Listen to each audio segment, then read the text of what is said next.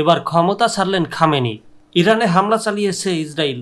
দেশটির এ হামলায় ইরানের শীর্ষ কর্মকর্তা, বিজ্ঞানী সহ বিভিন্ন পর্যায়ের গুরুত্বপূর্ণ ব্যক্তিরা নিহত হয়েছেন। দেশটির এই হামলার জবাবে ইসরায়েলে হামলা চালিয়েছে ইরান। চলাকালীন চলমান যুদ্ধের ইরানে বিপ্লবী গার্ড বাহিনীর প্রধানকে হত্যার দাবি করেছে ইসরায়েল। এরপর নিরাপদে আশ্রয় নিয়েছেন ইরানের সর্বোচ্চ নেতা আয়াতুল্লাহ আলী খামেনি। ইসরায়েলের হামলার ইরানের একের পর এক শীর্ষ কর্মকর্তাদের নিশানা করায় আগামীর নেতৃত্ব এবং দেশটির ভবিষ্যৎ পরিকল্পনা নিয়ে নানা আলোচনা শুরু হয়। এমন পরিস্থিতিতে গুরুত্বপূর্ণ সিদ্ধান্ত নিয়েছেন খামেনি। বিভিন্ন সংবাদ মাধ্যম জানিয়েছে, ক্ষমতা ছেড়ে দিয়েছেন ইরানের সর্বোচ্চ ধর্মীয় নেতা আয়াতুল্লাহ আলী খামেনি। তিনি ইরানের বিপ্লবী গার্ড বাহিনীর সুপ্রিম কাউন্সিলের কাছে ক্ষমতা ছেড়ে দেন। সম্প্রতি ইরান ইন্টারন্যাশনাল, হিন্দুস্তান টাইমস ও MSN.com এর প্রতিবেদনী তথ্য জানানো হয়েছে। ইরান ইন্টারন্যাশনাল জানিয়েছে, সর্বোচ্চ নেতা খামেনি 5 দিন ধরে জনসমক্ষে অনুপস্থিত রয়েছেন।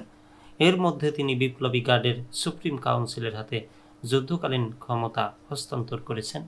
প্রতিবেদনে বলা হয়েছে, খামেনিকে তার ছেলে মোজতাব সহ ঘনিষ্ঠ পরিবারের সদস্যদের নিয়ে তেহরানের উত্তর পূর্বে লাভিজানে একটি ভূগর্ভস্থ বাংকারে স্থানান্তর করা হয়েছে।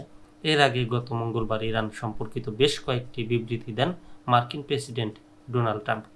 এতে তিনি কোথায় খামেনি লুকিয়ে রয়েছেন তা শনাক্ত করার দাবি করেছেন। ট্রাম্প লিখেছেন, তিনি একটি সহজ লক্ষ্যবস্তু, কিন্তু সেখানে নিরাপদে আছেন। আমরা তাকে হত্যা করছি না, অন্তত এখন নয়।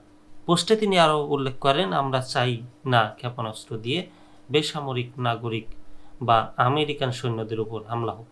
এরপর তিনি হুঁশিয়ারি দিয়ে বলেন, আমাদের ধৈর্য কমে আসছে। ইরান ইন্টারন্যাশনাল জানিয়েছে, আনুষ্ঠানিকভাবে যুদ্ধ ঘোষণা না করলেও বিচার বিভাগের কর্মকর্তারা স্বীকার করেছেন যে ইরান বাস্তবে জরুরি অবস্থার মধ্যে রয়েছে।